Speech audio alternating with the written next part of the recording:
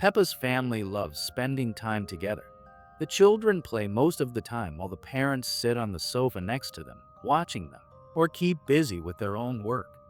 One day, the two were playing hide and seek, but no one could have imagined the trouble this game of hide and seek would bring upon this family. Peppa counts to 10, but because George is new to this game, he hides right in front of her. He hides underneath her. Peppa scolds him, saying, "You don't have to hide in a place like that. You have to hide in a place where I can't see you at all." George finds inspiration in these words. Furthermore, Peppa's family members also tell George that he has to find a place so tough that Peppa can't even find him. George then runs straight to his parents' bedroom on the top floor. In this room, there are 3 hiding spots: the cupboard, under the bed, and inside a vase. George gets the idea that if he sneaks inside the vase, Peppa won't be able to find him at all.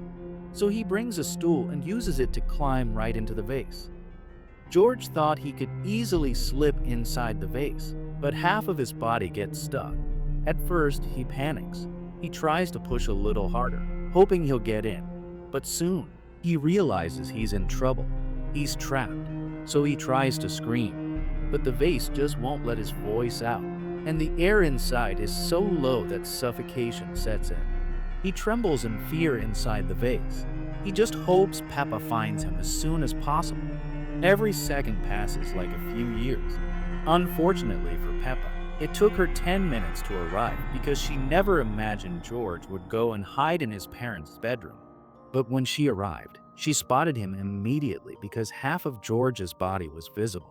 So instead of Peppa having a hard time finding him, it was very easy. Peppa laughs and says, "Yes, yes, I found you." But George doesn't move at all. George doesn't even make a sound. Peppa immediately knew something was wrong. Realizing the gravity of the situation, Peppa immediately tried to pull George out.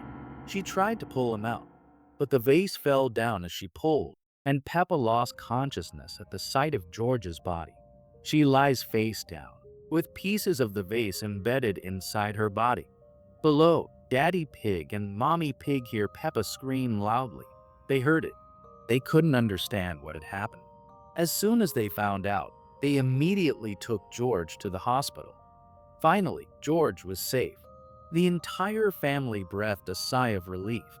However, he underwent numerous stitches and injections. Finally, George was discharged. But the scars on his body still remind him that life is still wonderful even without hide and seek.